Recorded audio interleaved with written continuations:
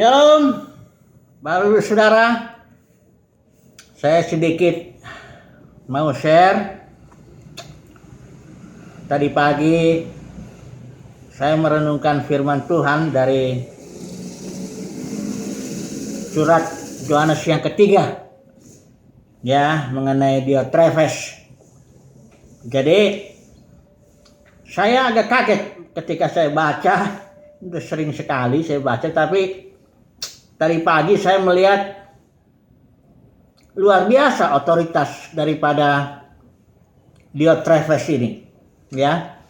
Dia bisa menolak Rasul Yohanes yang pada waktu itu usianya barangkali udah 90-an lebih. Semuanya itu dia yang dilayani itu dipanggilnya anak-anaknya. Seorang rasul yang tinggal dia aja yang hidup. Jadi Petrus, Paulus dan rasul-rasul lain itu mungkin tahun 67 udah pada meninggal. Sementara Yohanes ini tahun 90-an dia melayani. Tapi Diotrefes ini bisa, ya, menolak Rasul Yohanes. Mari kita baca dulu, ya. Ini otoritasnya Diotrefes ini yang mau saya coba bandingkan dengan otoritas Petrus, ya, ketika di Yerusalem itu. Mari kita melihat dulu surat Yohanes yang ketiga ayat 9, ya, ini hanya satu pasal. Aku telah menulis sedikit, ini kata Rasul Yohanes, aku telah menulis sedikit kepada jemaat, tetapi Diotrefes yang ingin menjadi orang terkemuka di antara mereka tidak mau mengakui kami. Ini otoritas Diotrefes ini bisa membuat dia tidak mengakui Rasul Yohanes dan timnya, tidak mengakui kami, katanya. Yang ayat 10. Karena itu, apabila aku datang, aku akan meminta perhatian atas segala perbuatan yang telah dilakukannya, sebab ia meleter, melontarkan kata-kata yang kasar terhadap kami, dan belum merasa puas dengan itu. Ia sendiri bukan saja tidak mau menerima saudara-saudara yang datang. Ini kemungkinan saudara-saudara yang datang ini adalah orang-orang yang diutus oleh Rasul Yohanes. Karena kita tahu Rasul Yohanes melayani satu wilayah Asia kecil di mana ada 7 gereja. Yang memang gereja ini sudah jatuh. Makanya di Wahyu pasal 2, pasal 3, Rasul Yohanes menantang para pemenang, ya, barang siapa menang. Jadi di sini Yohanes melayani, ya. Menurut tradisi dia tinggal setelah dia dibuang di Pulau Patmos, dia kembali tinggal di Efesus. Di sana dia melayani satu wilayah ini, ya, Asia kecil. Jadi dikatakan di sini Diotrefes ini bisa tidak menerima orang-orang yang diutus Rasul Yohanes, ya, ke jemaat-jemaat itu. Bahkan Diotrefes bisa mencegah orang-orang yang mau menerima tim Yohanes. Sudah lihat nggak ini otoritasnya si Diotrefes ini? Bahkan selanjutnya dikatakan di sini mengucilkan orang-orang itu yang mau terima tim Yohanes ini, itu dikucilkan dari jemaat oleh Diotrefes.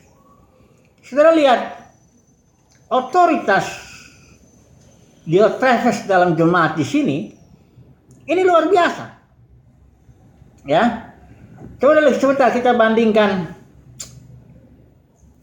dengan otoritas Petrus, ya. Ketika dia dalam jemaat di Yerusalem, ini kasus Ananias dan Safira, ya. Di pasal 5 itu. Di sini Petrus yang dipakai Tuhan, dia bilang begini, karena Ananias ini dan Safira ini menipu, dia jual tanah, dia kasih sebagian ditahan, tapi seolah-olah dia itu memberikan semua sehingga mendapat dia ingin kehormatan lah dari jemaat. Petrus bilang begini, mengapa engkau merencanakan perbuatan itu dalam hatimu? Engkau bukan mendustai manusia, tetapi mendustai Allah. Jadi di sini Petrus hanya mendapat pewahyuan, katakanlah kata-kata hikmat sehingga dia tahu bahwa Ananias berdusta. Ya. Dan Petrus memutuskan begini, engkau bukan mendustai manusia, tetapi mendustai Allah. Nah, tiba-tiba Roh Kudus dengan otoritasnya atas gereja, dia memvonis, ya, mendisiplin, katakanlah begitu ya, Ananias, sehingga putuslah nyawanya. Jadi Petrus saja otoritasnya cuma sampai, ya, katakanlah menegur lah, kamu bukan mendustai manusia, tapi mendustai Allah, ya. Hanya sampai situ. Setelah itu baru Roh Kudus dengan otoritasnya mendisiplin Ananias. Oh, memang disiplinnya ngeri, mati. Nah, ketika itu datang istrinya, Safira. Petrus juga hanya bilang, nah dia setelah itu dia diberikan kata-kata hikmat juga. Dia tahu, lihatlah orang-orang yang baru mengubur suamimu berdiri di depan pintu dan mereka akan mengusung engkau juga keluar, ya. Tapi jelas di sini bahwa kematian suami istri ini bukan keputusan Petrus.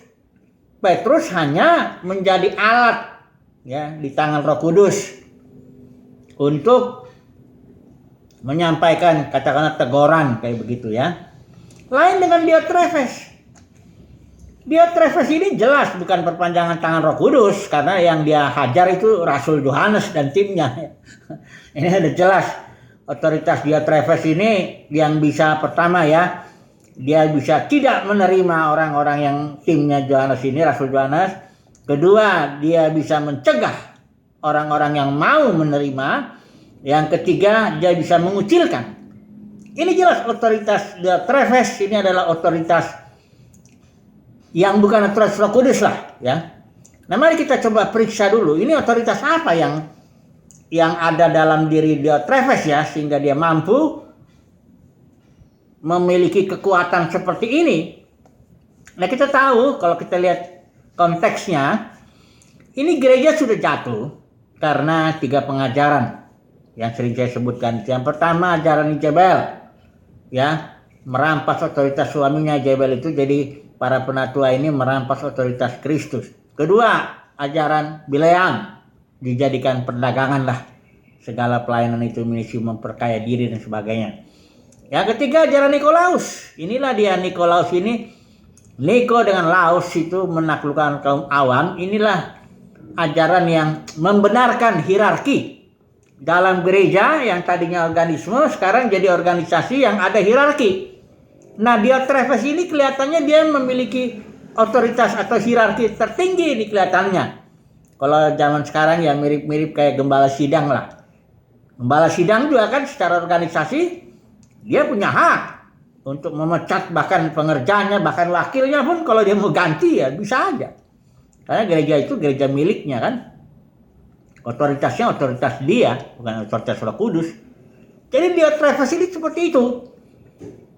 Seorang Rasul Yohanes yang tinggal satu hidup begitu, yang sudah pengalaman, sudah tua, dia bisa jegal begitu ya. Baik timnya Yohanes, bisa bahkan orang yang mendukung itu bisa dikucilkan sama dia.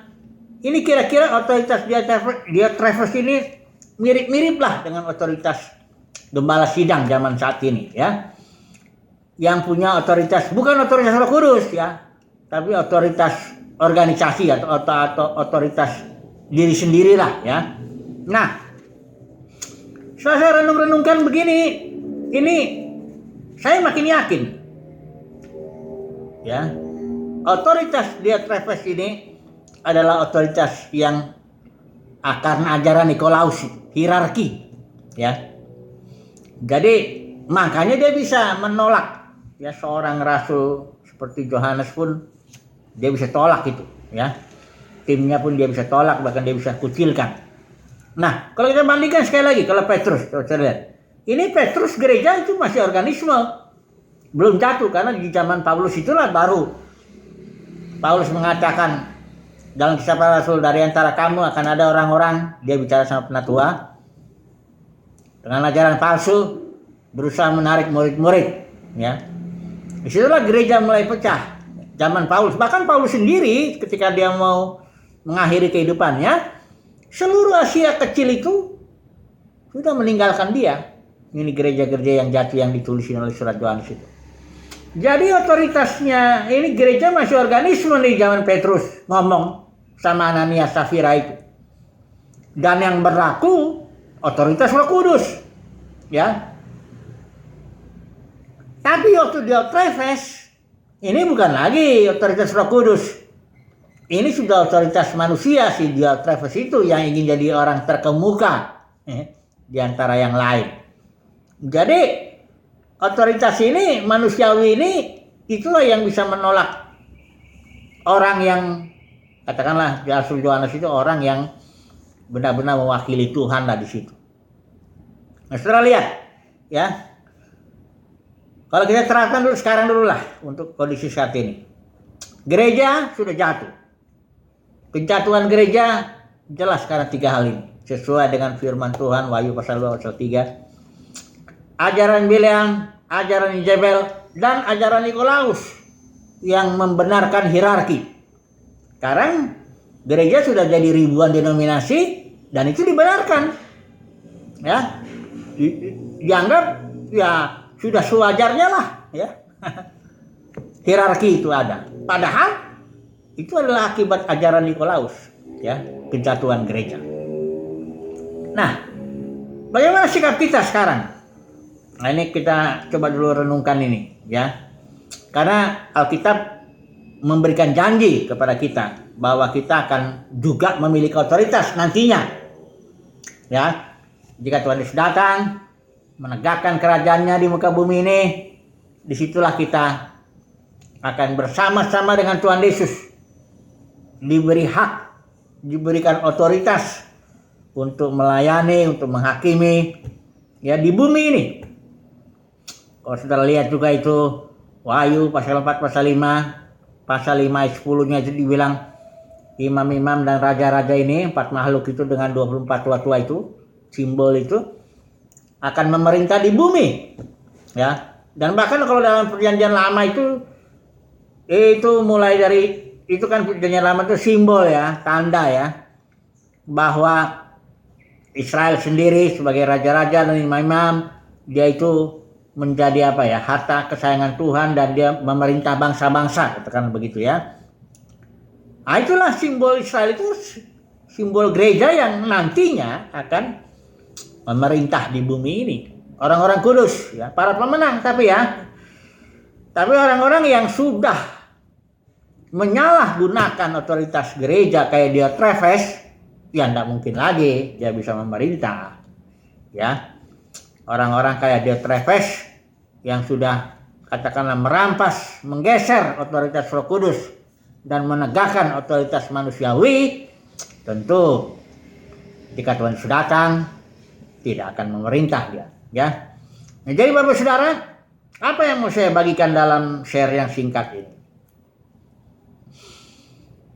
Yang pertama, saya rindu mari kita tidak ambil bagian lah dalam kejatuhan gereja saat ini. Ajaran mengenai hierarki dalam gereja, denominasi, otoritas gembala sidang, otoritas eforus atau otoritas apapun juga, ketua sinode apa semua itu sudah biasa itu. Karena gereja sudah jatuh, sudah jadi dunia. Saudara dan saya jangan ambil bagian. Jangan ambil bagian dalam rohnya Diotrefes itu. Kita harus keluar dari situ. Karena gereja adalah organisme. Gak apa-apa memang kita gak punya otoritas apapun atas umat Tuhan. Kita hanya bisa melayani. Kita pun gak memperdagangkan apa-apa. Segalanya kita berikan, kita terima dari Tuhan gratis. Kita bagikan juga dengan gratis. Ya. Tapi orang-orang seperti ini nanti kelak, ketika Tuhan Yesus datang menegakkan kerajaannya di muka bumi, kita ikut ambil bagian, melayani dengan otoritas, menghakimi dengan otoritas, memerintah bangsa-bangsa dengan otoritas. Ya. Jadi yang pertama, apa yang mau saya bagikan, jangan ambil bagian dalam dalam otoritas Diotrefes itu. Walaupun hampir semua, katakanlah semua pendeta bahkan mungkin kepala sidang sudah menyetujui itu, tapi Alkitab tetap yang menjadi pegangan kita. Kadang-kadang ada orang begini, baru saya diskusi. Dia bilang, ya kenyataannya sekarang gereja sudah ribuan organisasi begitu, 5.000 organisasi itu atau 5.000 denominasi itu yang besar-besar, yang kecil-kecil bisa puluhan ribu. Nah, itu bagaimana katanya? Saya hanya bilang begini, kalau kita ingin tahu kehendak Tuhan, kita harus cari yang dari mulanya itu.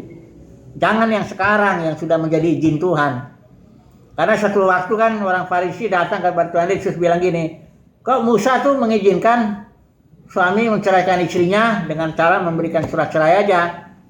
Jawaban Yesus begini, karena ketegaran hatimu, Musa mengizinkan itu. Tapi dari semula tidak demikian. Jadi kehendak Tuhan yang semula ini yang perlu kita tahu. Jangan izin-izin Tuhan karena ketegaran hati umatnya. Jadi gereja yang dari hati Tuhan itu adalah organisme. Itulah tubuh Kristus. Ya.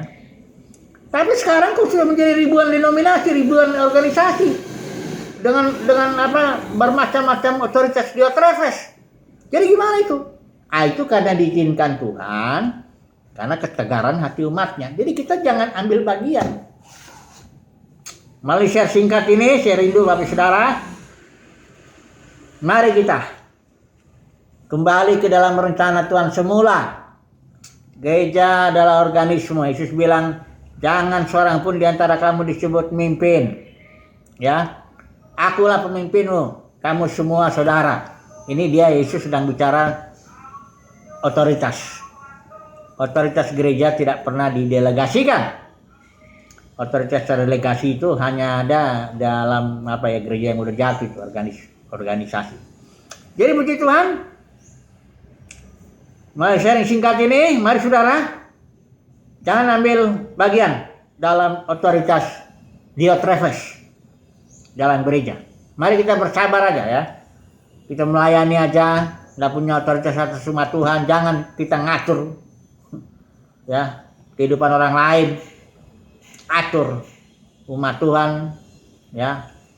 Gak usah, kita melayani saja, berikan apa yang ada pada kita. Tapi nanti ya Tuhan Yesus datang, di situ kita akan memerintah bersama-sama dengan Dia. Haleluya. Amin.